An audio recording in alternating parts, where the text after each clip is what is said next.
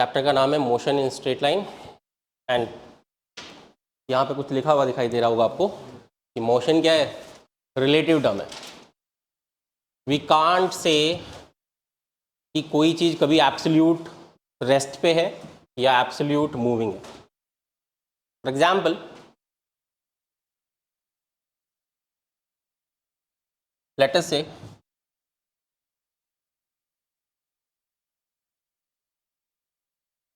एक कार के अंदर एक ड्राइवर बैठा हुआ है, एक पैसेंजर बैठा हुआ है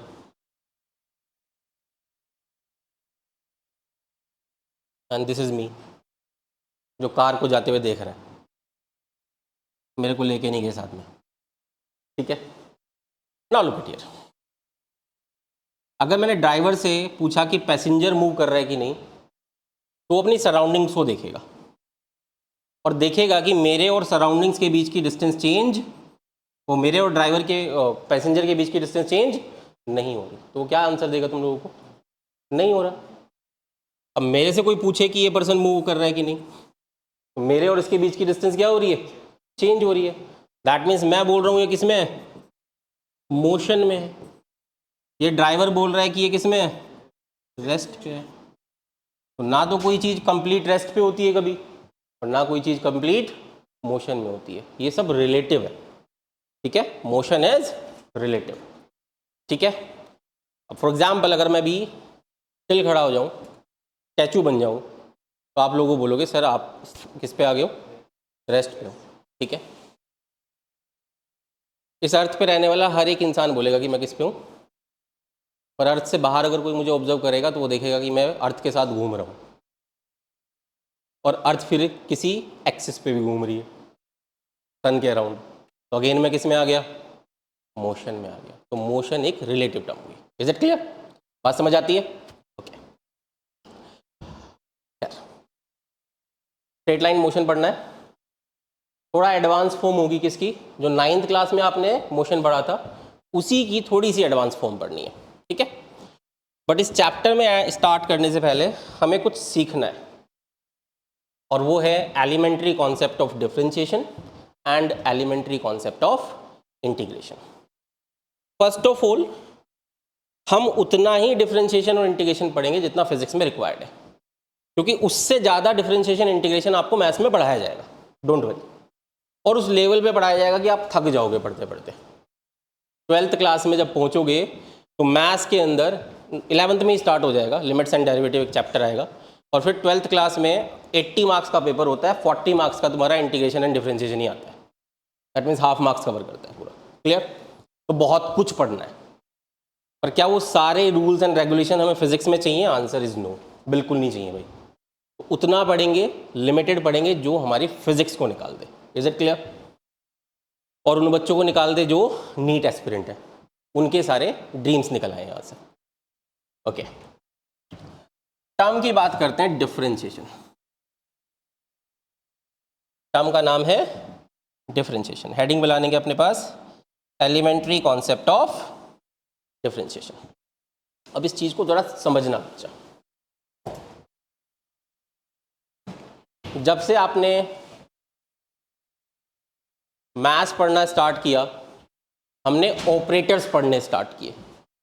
जैसे आप लोगों ने पढ़ा addition operator, subtraction operator, multiplication operator, division operator, ये सारे ऑपरेटर्स पढ़े। ये सारे ऑपरेटर्स ऐसे हैं जिनको कितने इनपुट्स लगते हैं? 2 इनपुट्स लगते हैं। अगर यहां पे मैं 2 इनपुट डिफाइन करूंगा देन ये कुछ आंसर्स मुझे देंगे। क्या आंसर देंगे? उनका कुछ रूल एंड रेगुलेशन है, वो हमने सीखा, राइट? फिर 10th क्लास में आए तो कुछ और ऑपरेटर्स पढ़े, trigonometric operators, sine, cos, tan, sec, cosec, cot. ये ऑपरेटर्स किस पे ऑपरेट होते हैं? एंगल्स पे ऑपरेट होते हैं। क्या ये रियल नंबर्स पे ऑपरेट होते हैं? Answer is no. ये ऑपरेटर्स किस पे ऑपरेट हो रहे थे? ये रियल नंबर्स पे भी ऑपरेट होते हैं, ये एंगल्स पे भी ऑपरेट होते हैं। पर जो ये 6 ऑपरेटर हमने 10th क्लास में पढ़े किस पे ऑपरेट हो रहे थे? बस एंगल पे। आपने यहाँ पे कुछ इनपुट एंगल रखा तो ये कुछ आउटपुट देगा, कितना देगा? 1/2 देगा, राइट। आपने यहाँ पे कुछ इनपुट एंगल रखा, ये कुछ आउटपुट देगा, कितना? 1 देगा। Is it clear? तो differentiation is a kind of operator. अब ये कुछ काम करता है, कुछ आउटपुट निकाल के देता है। क्लियर? तो पहली बात तो डिफरेंशिएशन कोई हवा नहीं है। ओ माय गॉड, डिफरेंशिएशन पढ़ रहे हैं भाई, इतने सारे ऑपरेटर पढ़े ना, ये भी एक जस्ट ऑपरेटर है।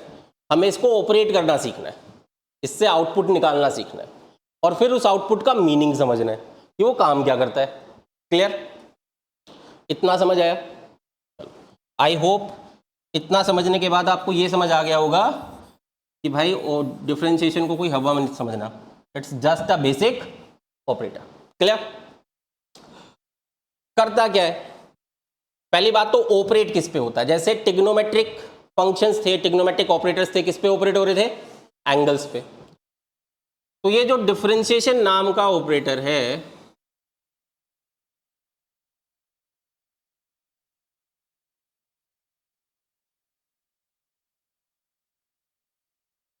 ये ऑपरेट करता है फंक्शंस पे,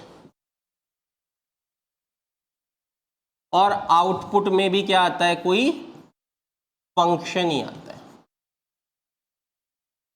रिलेशन फंक्शन पढ़ लिया तुम लोगों ने? 11th क्लास में नहीं पढ़ा? पॉलिनोमियल पढ़ा है? पढ़ा है? बताओ क्या होता है पॉलिनोमियल?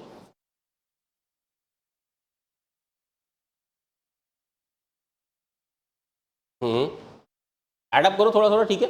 और क्या होता है पॉलिनोमियल?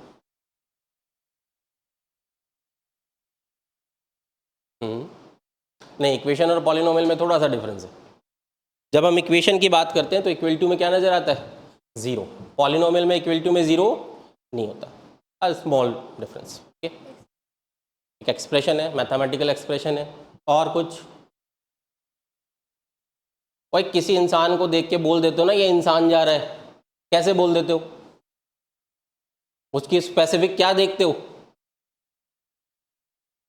उसकी अपीयरेंस को देख रहे हो। तो पॉलिनोमियल की भी तो कोई अपीयरेंस है? कांस्टेंट होते हैं उसके अंदर, वेरिएबल्स होते हैं, टर्म्स होती हैं, ये सब कुछ तो किसी भी मैथमेटिकल एक्सप्रेशन में होता है। तो फिर पॉलिनोमियल में क्या अलग होता है?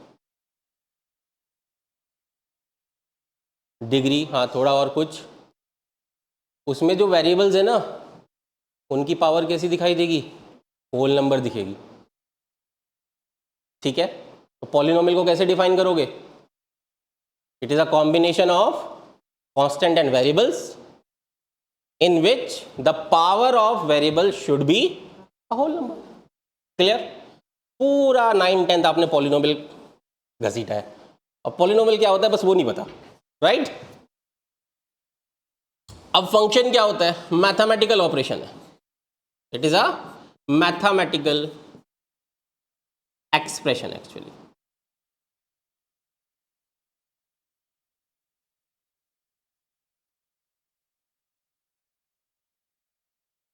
जनरली हम इसको ऐसे डिनोट करते हैं, एफ एक्स, F4 फंक्शन, और ब्रैकेट में जो लिखा जाएगा वो बताता है ये फंक्शन में वेरिएबल कौन है, इस फंक्शन में वेरिएबल कौन है। क्लियर?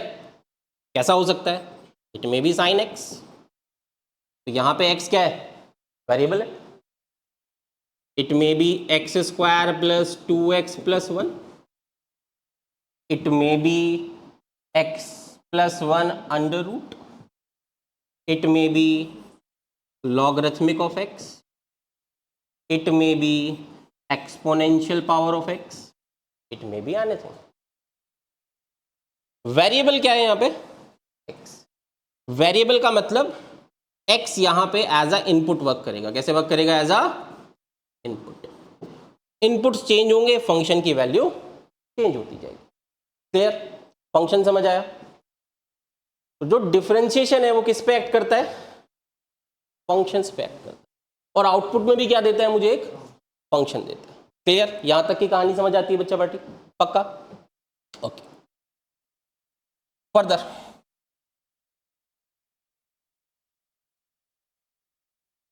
चलो ये जो आउटपुट फंक्शन हमारे पास आएगा, अब इसके बारे में मुझे दो चीजें समझनी है। हाउ टू कैलकुलेट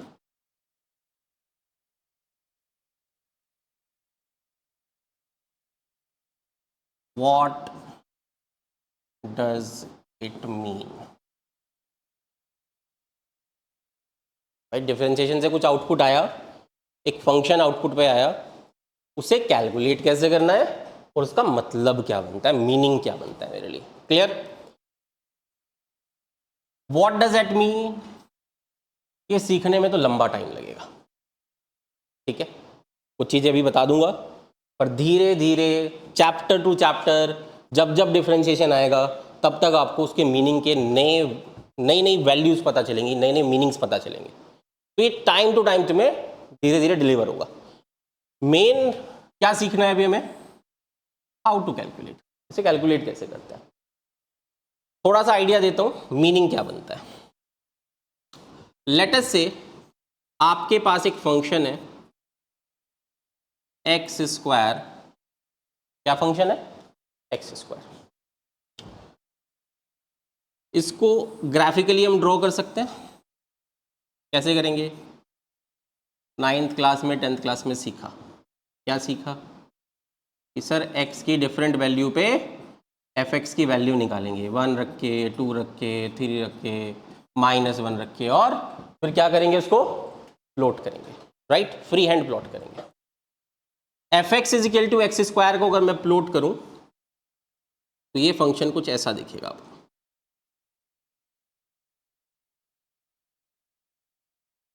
कैसा दिखेगा? कुछ ऐसा प्लॉट करने में। इसको एक्चुअल में हम पैराबोला बोलते हैं। क्या बोलते हैं? पैराबोला।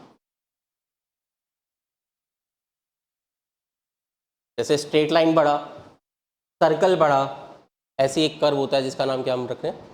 पैराबोला, ठीक है। ऐसे एक और कर्व आएगा एलिप्स, एक और कर्व आएगा हाइपरबोला, ठीक है। तो कॉनिक सेक्शन इस साल पढ़ोगे तुम 11th में, बहुत कुछ पढ़ने को मिलेगा इसके बारे में। खैर, आपने फंक्शन ड्रॉ कर लिया, ग्राफ ड्रॉ कर लिया।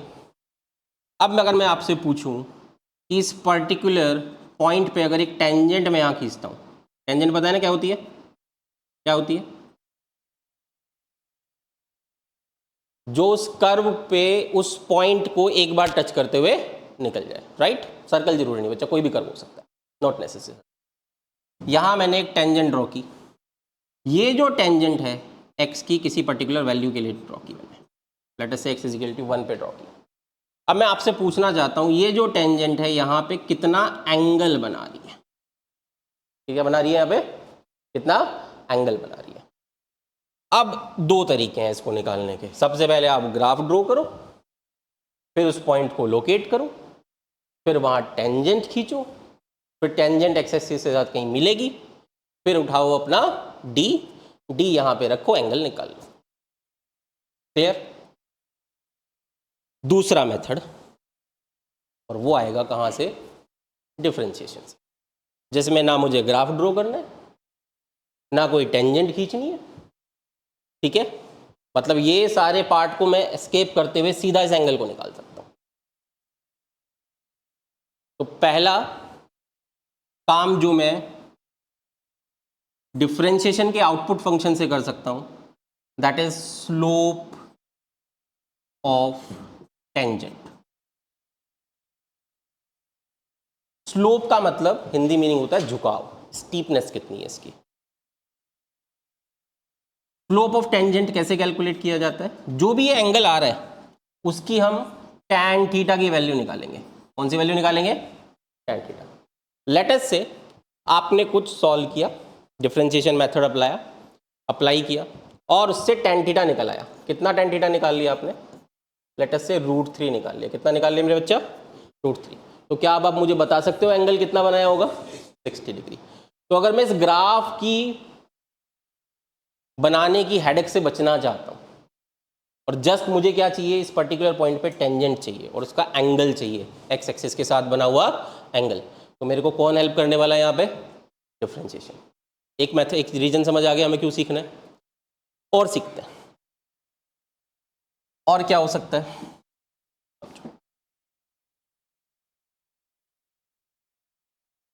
फिजिक्स के अंदर जब भी हम कोई फॉर्मूला पढ़ते हैं तो उसमें एक क्वांटिटी होती है जिसको कैलकुलेट किया जाता है और कुछ क्वांटिटीज होती हैं जिस पे वो डिपेंड करता है, राइट?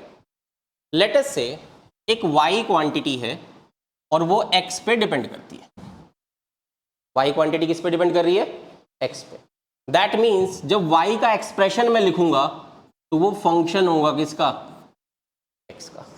अब वो फंक्शन कुछ भी हो सकता है, it may x square, it may x sine x, कुछ भी हो सकता है। क्लियर?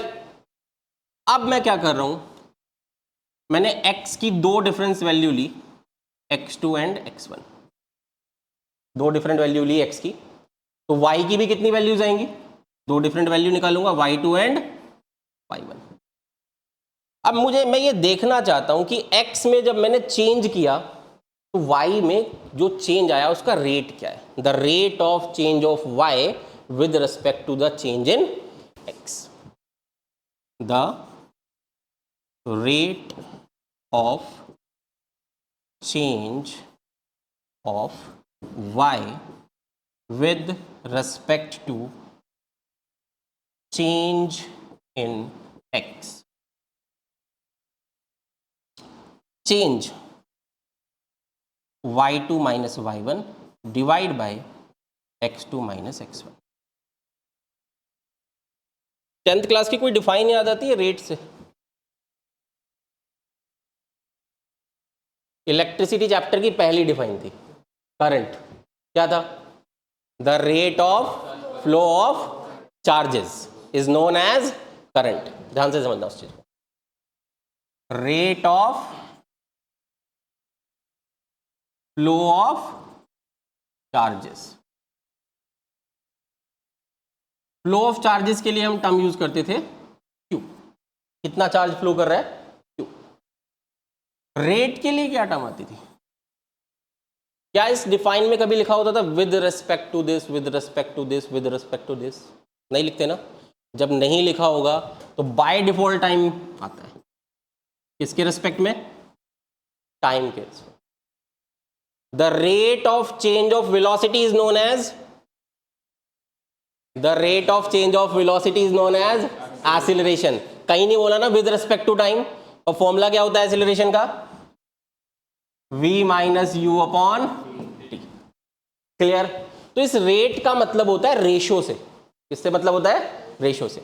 और जब तक ना बताया जाए with respect to what what, तो हमेशा डिवाइड में क्या जाता है? टाइम। यहां हम बात कर रहे हैं rate of change of y with respect to change in x, तो इसलिए डिवाइड में क्या गया? Change in x। इतना समझ आया? अब चेंज भी दो टाइप के होते हैं,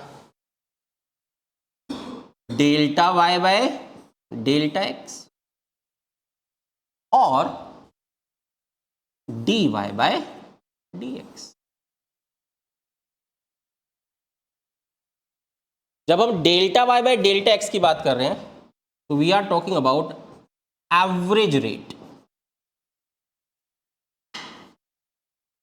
और जब हम dy बाय dx की बात करते हैं we are talking about instant rate.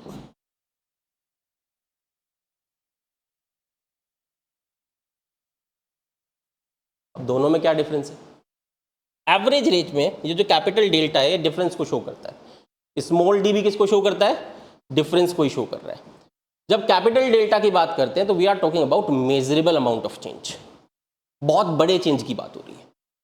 Small D का मतलब इतना छोटा चेंज, इतना छोटा change 0.00000 dot dot dot dot dot dot dot dot dot. अपने दिमाग में जीरो के बाद, पॉइंट के बाद जितनी जीरो लगा सकते हो लास्ट में एक वन लगाना। हम इतने छोटे चेंज पे अगर मेजरमेंट करते हैं तो वो इंस्टेंट की बात कर रहा होता है। Are you getting my point? तो दो टाइप के चेंज आते हैं, एवरेज एंड इंस्टेंट। तो डिफरेंशिएशन मुझे इंस्टेंट चेंज देता है। ये वाली कैलकुलेशन मैं किससे कर सकता हूं? डिफरेंशिएशन से कर सकता हूं। ये वाली कैलकुलेशन डिफरेंशिएशन से पॉसिबल नहीं है। क्लियर? डिफरेंशिएशन के बेसिक दो यूज देखे हमने। पहला, कर्व के ऊपर किसी पॉइंट पे अगर टेंजेंट खींचे तो वो टेंजेंट का स्लोप निकालने के लिए। दूसरा, अगर एक क्वांटिटी दूसरी क्वांटिटी पे डिपेंड करती है तो उन दोनों के बीच में रेट कैलकुलेशन, और रेट भी कैसा, इंस्टेंट रेट निकालने में। Is it clear? बात समझ आती है? अभी तक मैंने ये कहीं नहीं सिखाया कि कैसे कैलकुलेट करते हैं, just we are trying to familiarize the word कि डिफरेंशिएशन होता क्या है। Is it clear? नोट करेंगे इसको।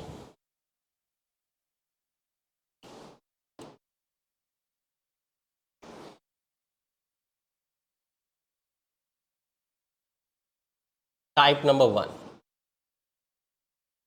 अगर मेरा फंक्शन कांस्टेंट है, क्या है? कांस्टेंट।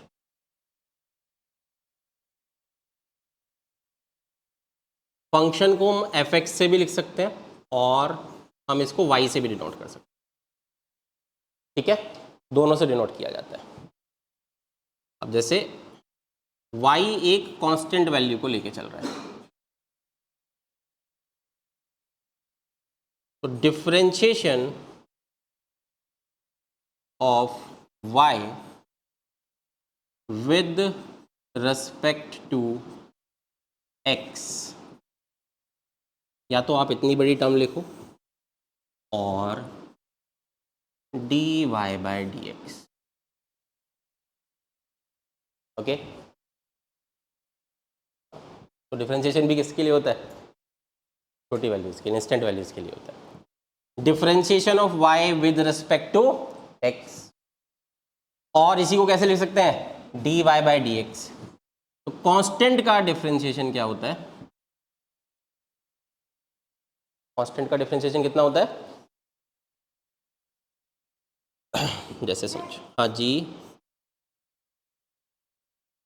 बता रहा हूँ।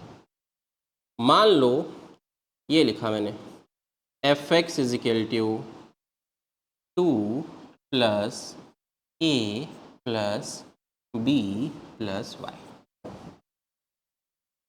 ठीक है, इस 2 को देख के तो पता चल जाता है ये एक कांस्टेंट वैल्यू है। But what about a b and y? ये क्या है यहाँ पे?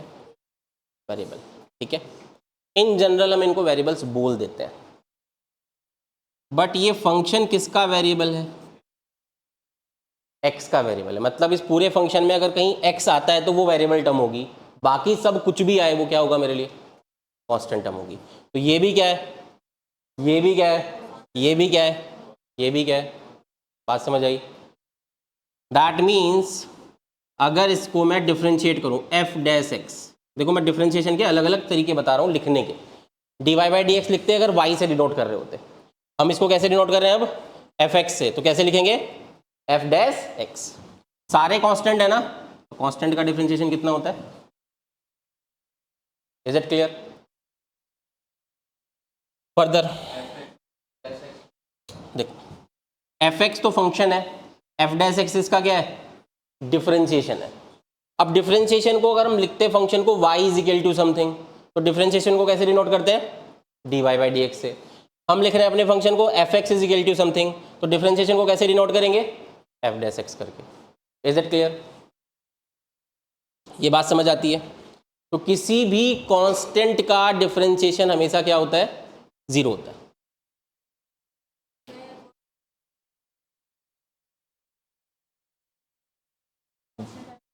समझो, y एफ एक्स को डिनोट करता है, y is nothing but F x.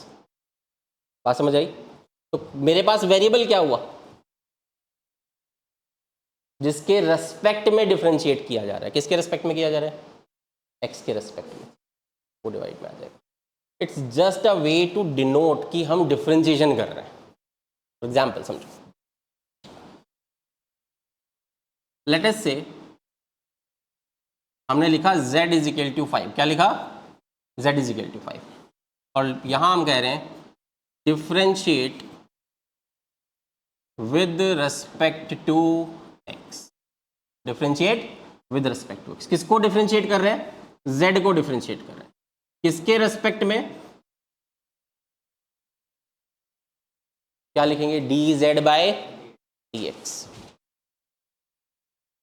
ये 5 एक कांस्टेंट है, तो कितना डिफरेंशिएशन आएगा, 0 आएगा। क्लियर? तो और सोचो, बताऊंगा अभी, रुक जाओ, डोंट वरी। लेट अस एक और ले लेते हैं, y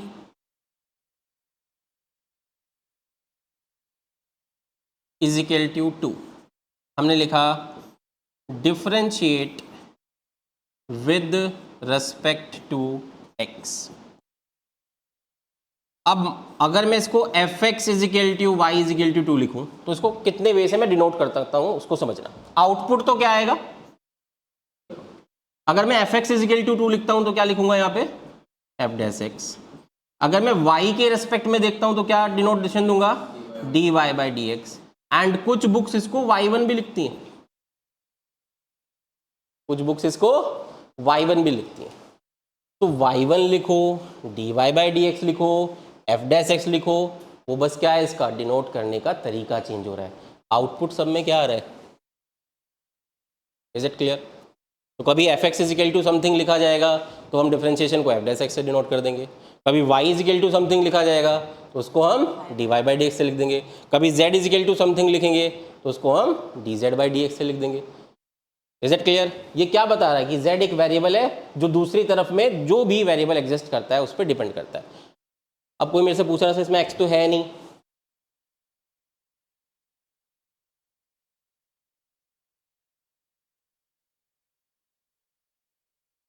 आ गया x, राइट? x की पावर 0 की वैल्यू मतलब 1 आ गया, और 5 इंटू 1 कितना होगा, 5। क्लियर? बात समझ आई बच्चा? तीनों एग्जाम्पल कॉपी करो।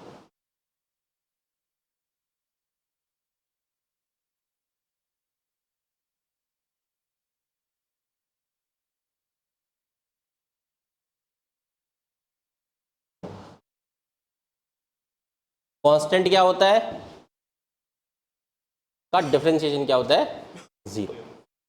कांस्टेंट पहचानेंगे कैसे, अगर फॉर्मेट ऐसा दिया हुआ है तो यहां समझ जाओ मेरे पास x के अलावा सब कुछ कांस्टेंट है। अगर format y is equal to something दिया है, z is equal to something दिया है, तो किसके रेस्पेक्ट में डिफरेंशिएशन किया जा रहा है उसको ध्यान में रखते हुए बाकी सब मेरे लिए क्या हो जाएंगे, कांस्टेंट हो जाएंगे। Is it clear?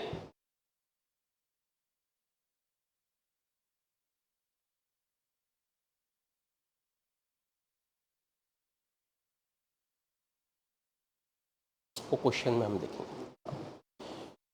अभी हम दो वेरिएबल की बात कर रहे हैं, एक वेरिएबल वो जिसका डिफरेंशिएशन निकालना है, जिसका चेंज निकालना है, और एक वेरिएबल वो जिसके रेस्पेक्ट में चेंज निकालना है।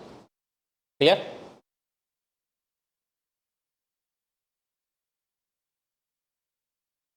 डन? करो जल्दी से कॉपी।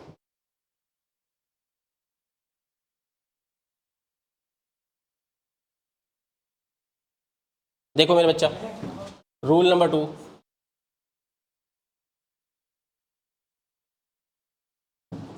जब y किस फॉर्म में हो मेरे पास, x to the power m की फॉर्म में, किस फॉर्म में हो, x टू द पावर, हाँ रूल 2 या टाइप 2 कैसे भी करो, टाइप 2 लिख लो।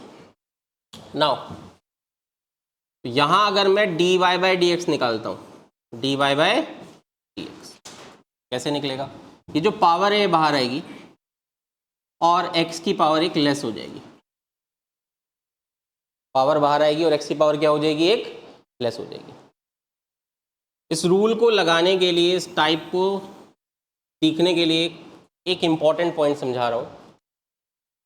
जो वेरिएबल x है it should be in numerator only, should be in numerator.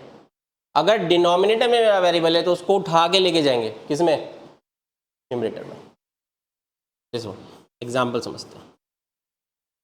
Late us say y is equal to, पहले बेसिक सा एग्जाम्पल ले लेते हैं, x की पावर -2, क्या चाहिए sir, d y by d x चाहिए। कितना होगा, -2 पावर बाहर आई, x टू दी पावर -2 -1, कितना आंसर आ गया, -2 x टू दी पावर -। और देखो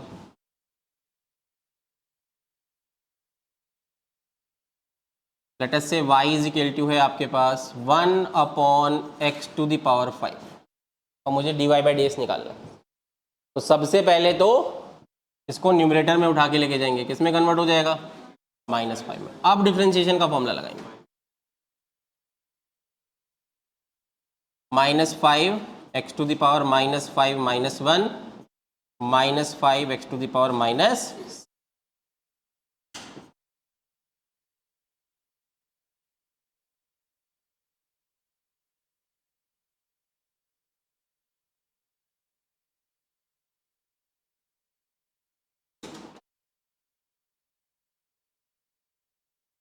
(3x⁻½ 3x⁻²). जब कोई कांस्टेंट वेरिएबल के मल्टीप्लाई में हो या डिवाइड में हो, किस में हो, मल्टीप्लाई या डिवाइड में, उसको एज इट इज डिफरेंशिएशन में शिफ्ट कर देते हैं। जहां है वहीं का वहीं शिफ्ट कर देंगे। मल्टीप्लाई है तो मल्टीप्लाई में शिफ्ट कर देंगे, और डिवाइड में है तो डिवाइड में शिफ्ट कर देंगे। फॉर एग्जाम्पल लेट अस से यहाँ पे 2 होता। अब मेरे को dy बाई डी एक्स निकालना है, तो ये जो कांस्टेंट्स हैं ये मल्टीप्लाई एंड डिवाइड में है ना, उनको एज इट इज छोड़ दो। डिफरेंशिएशन वेरिएबल टर्म का होगा, पावर बाहर आएगी और x की पावर कितनी हो जाएगी, 1/2 - 1 3/4 x⁻⁻ कितना हो जाएगा, -½ इज इट क्लियर। तो अगर कोई कांस्टेंट मल्टीप्लाई में है या डिवाइड में है, किसी वेरिएबल टर्म के मल्टीप्लाई या डिवाइड का कांस्टेंट डिफरेंशिएशन में एज इट इज मल्टीप्लाई या डिवाइड में शिफ्ट हो जाता है। उसके ऊपर हमें कोई डिफरेंशिएशन नहीं लगाना है। किस पे लगाना है, जो वेरिएबल टर्म होगी। वेरिएबल टर्म कितनी है यहाँ पे, x की पावर ½ तो हमने x की पावर ½ पे रूल लगाया, पावर बाहर आ गई और -1 पावर हो गई। इज इट क्लियर, बात समझ आई बच्चा। ये सेकंड टाइप क्लियर होता है, करते जाओ कॉपी जल्दी जल्दी।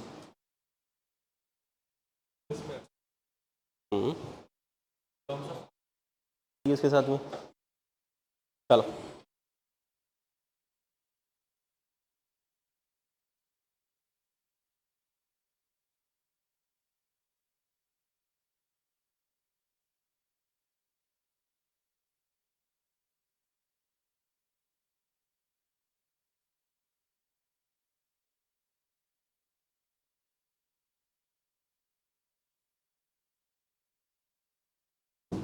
अगर कोई दो फंक्शन ऐड या सब्ट्रैक्ट हुए हों, दो टर्म्स हमारी फंक्शन के अंदर ऐड या सब्ट्रैक्ट हुई हैं, तो डिफरेंशिएशन अलग अलग टर्म का इंडिविजुअली होगा।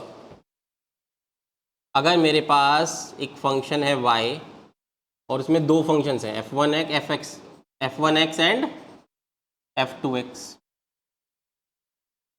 या तो वो ऐड हुए हैं या सब्ट्रैक्ट हुए हैं। लेट अस से 3 ले लेते हैं, और मेरे को dy बाई डी एक्स निकालना है। क्या निकालना है, dy by d x. Then इसका डिफरेंशिएशन अलग करेंगे, इसका डिफरेंशिएशन अलग करेंगे, और इसका डिफरेंशिएशन अलग करेंगे। आपस में कोई लेना देना नहीं है। एग्जाम्पल समझो, let us say y is equal to है x⁻³ प्लस 2x प्लस 9, और आपने निकालना है dy बाई डी एक्स। तो तीन टर्म्स अलग अलग हैं, तीनों का डिफरेंशिएशन अलग अलग होगा। मल्टीप्लाई डिवाइड में ऐसा पॉसिबल नहीं है, एडिशन सब्ट्रैक्शन में ऐसा पॉसिबल है। Is it clear. What will be the differentiation of x⁻³ 3x²। What will be the differentiation of 2x, power 1 है, 2 मल्टीप्लाई हुआ और x की पावर कितनी बचेगी, 0। 1 - 1 विल बी 0, एंड 9 का डिफरेंशिएशन 0। कांस्टेंट का डिफरेंशिएशन क्या होता है, 0। 3x² प्लस, और देखो 3 पावर थी बाहर आई मेरे बच्चा, और एक पावर कम होगी। ठीक है, let's take another example. y is equal to √x plus 1/√x dy by d x. पहले फंक्शन को समझ लेते हैं। स्क्वायर रूट का मतलब क्या होता है, हाफ पावर। ये बनेगा 1/x की पावर ½ और ये तो डिनोमिनेटर में है, इसको उठा के कहाँ ले जाना पड़ेगा, न्यूमरेटर में। तो तो फर्दर मेरा फंक्शन किस में चेंज हो जाएगा, एक्स की पावर हाफ प्लस एक्स की पावर माइनस हाफ। अब इसका डिफरेंशिएशन करना है, 1/2 x to the power half minus 1 minus 1/2 x to the power minus half minus 1। Clear? मेरे बेटा -1/2 बाहर आएगा ना, और -1/2 अगर यहाँ मल्टीप्लाई होगा प्लस के साथ तो किस में कन्वर्ट हो जाएगा, माइनस हाफ में कन्वर्ट हो जाएगा। It will be 1/2 x to the power minus half minus 1/2 x to the power minus 3/2। लिख सकते हैं, ये लो 1/2 डिनोमिनेटर में लेके जाओ, एक्स की पावर कितना हो जाएगा, पॉजिटिव हाफ माइनस 1/2 इसको भी डिनोमिनेटर में लेके जाओ, x to the power 3/2। 1/2 under root x, half power का मतलब क्या होता है, व्हाट इज एक्स की power 3/2, x to the power 3 to the power half, right? बिल्कुल, -1/2 square root of x cube. Sir वहाँ तक जाना नेसेसरी है? बिल्कुल नेसेसरी नहीं भाई, डिफरेंशिएशन सीख रहे हैं बस, यहाँ तक जाना नेसेसरी है, ठीक है? इसके बाद वो मैथमेटिक्स का काम हो गया पूरा। क्लियर? अब और भी कर सकते हो आप, स्क्वायर रूट एक्स कॉमन भी निकाल सकते हो, तो बहुत कुछ किया जा सकता है। एक्स क्यूब में से क्या कर सकते हो, हाँ एक्स स्क्वायर इंटू एक्स लिख लो, एक्स बाहर निकल आएगा, वो भी एक पॉसिबल। मैं ये चीज़ समझा रहा हूँ कि भाई वो तो मैथमेटिक्स का काम हो, ठीक है? कितना सिंप्लीफाई करना है उसका कोई लिमिटेशन नहीं है यहाँ पे, but we need up to this point, इतना चाहिए कम से कम, इससे कम नहीं चाहिए। क्लियर? हाँ न्यूमरेटर छोड़ सकते हैं, नो इशू।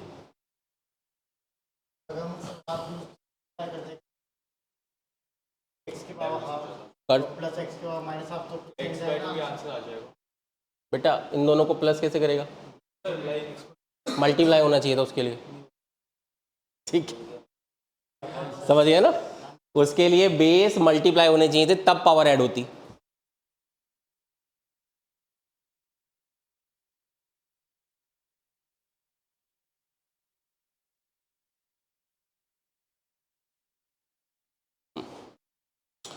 थोड़ी देर के लिए मान लेते हैं कि इन दोनों को हम प्रोडक्ट कर नहीं सकते, ऐसा हम मान लेते हैं थोड़ी देर के लिए, ठीक है? सो दैट कि रूल समझ आए कि रूल लगाते हैं कैसे। तो यहाँ दो फंक्शंस दिख रहे हैं तुम लोगों को, अगर इन दोनों फंक्शंस को मुझे डिफरेंशिएट करना है, मतलब क्या निकालना है, dy/dx निकालना है। इट्स आर चॉइस किसको f1x लेना है, किसको f2x लेना है, कोई हार्ड एंड फास्ट रूल नहीं है यहाँ पे। लेट अस से ये मेरा f1x है और ये वाले को हम क्या ले लेते हैं, दूसरे वाले को f2x ले लेते हैं। Now f1x as it is, f2x का डिफरेंशिएशन, अंडर रूट एक्स का डिफरेंशिएशन कितना होगा, ये है x की पावर 1/2, 1/2 बाहर आएगा, x की पावर हो जाएगी -1/2। आधा पार्ट कंप्लीट हो गया भाई, प्लस का साइन लगाएंगे। अब सेकंड फंक्शन को एज इट इज कॉपी करेंगे। सेकंड फंक्शन कितना है हमारे पास, under root x into first function का डिफरेंशिएशन, x का डिफरेंशिएशन कितना होगा, 1x टू द पावर 0, बिल्कुल सही। ये हुआ बच्चा x को डिवाइड में ले लेते हैं, 2x to the power half का मतलब under root x plus root x, it will be root x by 2 plus root x, जिसको पढ़े लिखे लोग 3√x/2 बोल देते हैं। क्या बोल देते हैं, 3√x/2। एलसीएम ले लिया भाई और कुछ नहीं किया, ठीक है? यहाँ पे क्या किया है, या तो रैशनलाइज बोल लो कि रूट एक्स से मल्टीप्लाई डिवाइड कर लिया, या एक्स को ब्रेक कर लिया, root x into root x करके एक रूट एक्स कैंसिल आउट हो गया, कैसे भी सकते हो। क्लियर? बात समझ आई मेरे बच्चा? तो प्रोडक्ट रूल कोई बड़ी चीज़ नहीं है, दो फंक्शंस में से पहले फंक्शन को एज इट इज लिखना है, दूसरे का डिफरेंशिएशन, फिर प्लस का साइन, दूसरा function as it is copy करेंगे, पहले का डिफरेंशिएशन। Is it clear? छापो।